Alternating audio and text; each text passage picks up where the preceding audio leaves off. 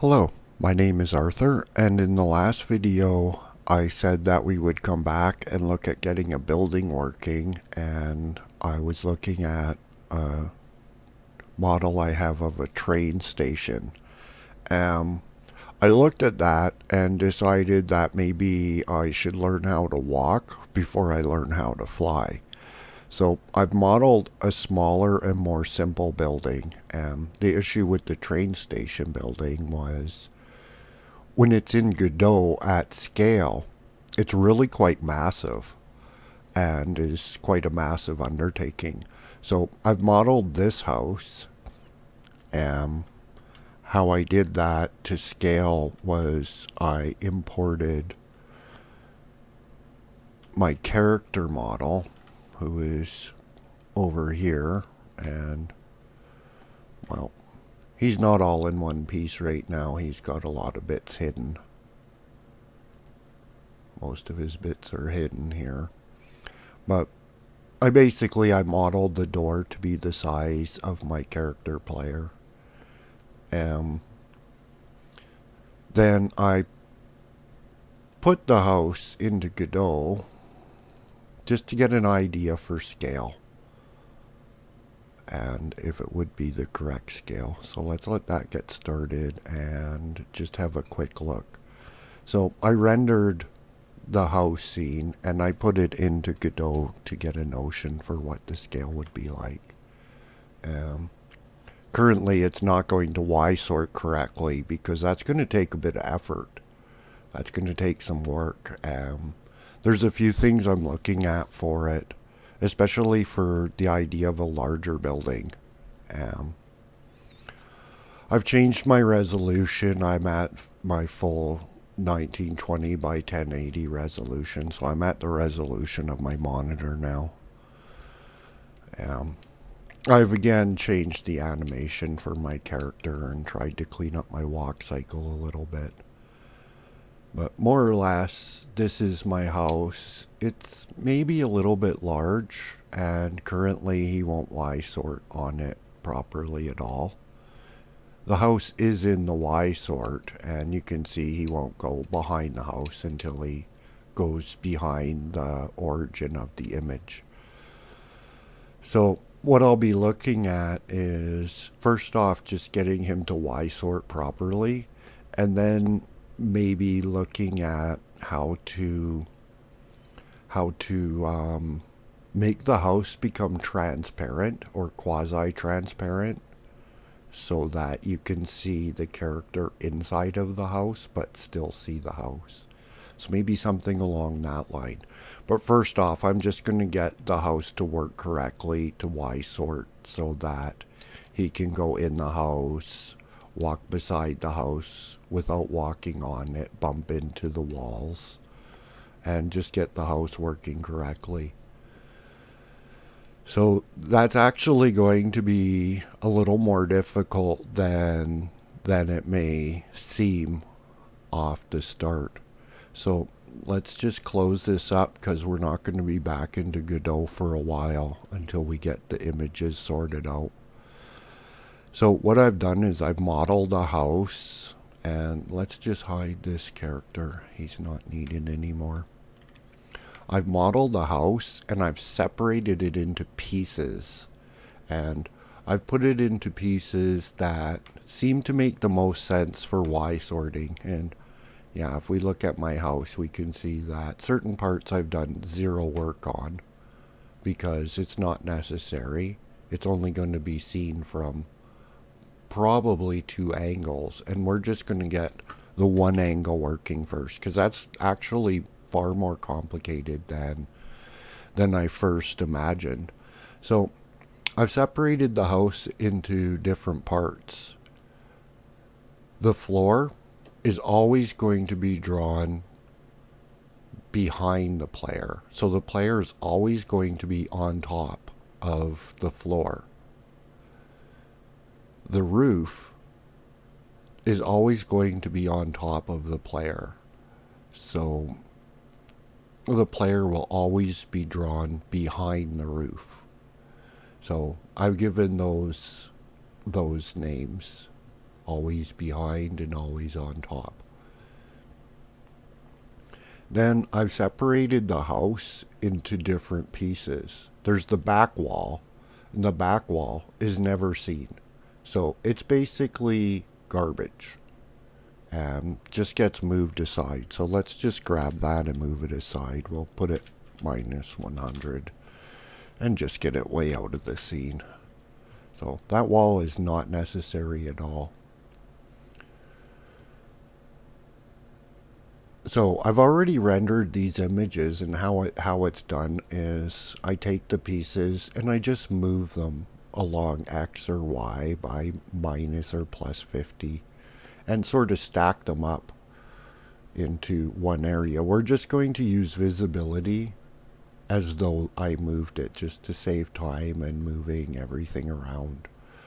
So we have the always behind is the floor. The floor is always behind the player. The floor is rendered by itself as one single image. So I'm thinking that this is going to be the root of the house, and maybe there's a way to script it to make the house assemble itself using the math of the offsets and stuff. So I render an image of the floor and then take it out of the scene. I render an image of the roof and take it out of the scene. Then I have the other wall components, and I've separated the house by each different wall. So each wall is rendered.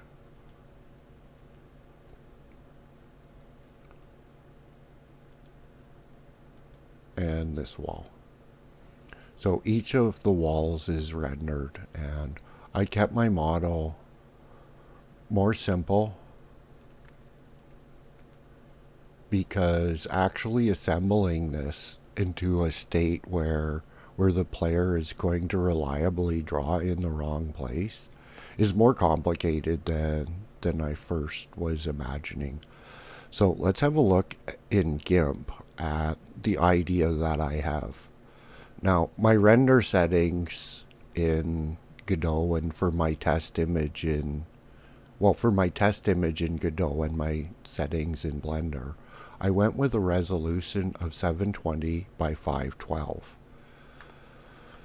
I configured the grid to be 128 along the vertical, which gives me 4 quadrants, and then a resolution of 180 along the horizontal, which again gives me 4 quadrants. And if you look in the layers palette, we have a roof and each of the walls, as well as the floor.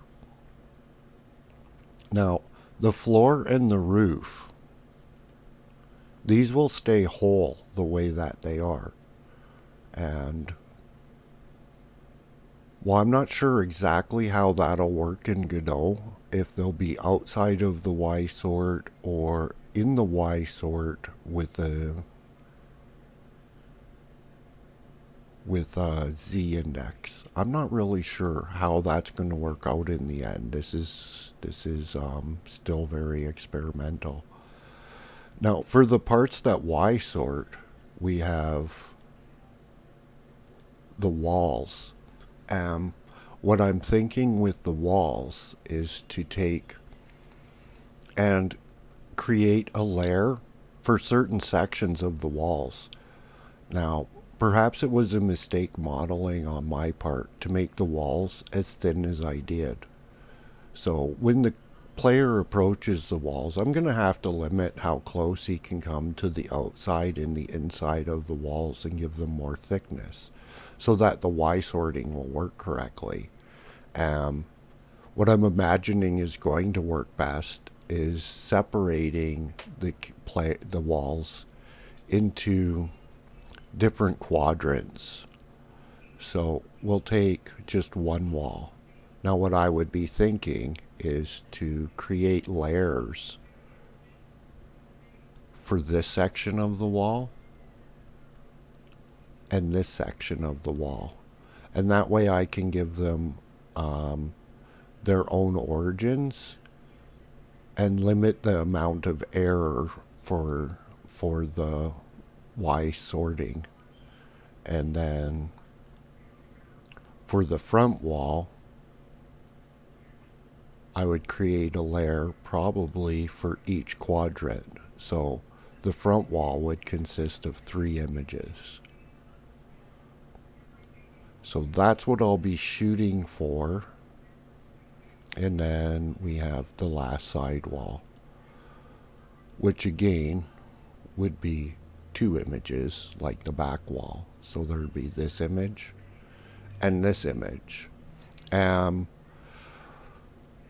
now my aim is to simplify, and the image will not be this size. It will be this region of the image within the exact same frame.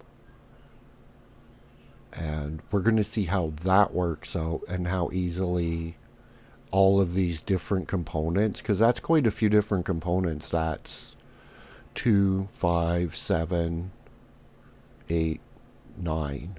So I'm figuring 9 image components to construct a house that the player will be able to Y sort in.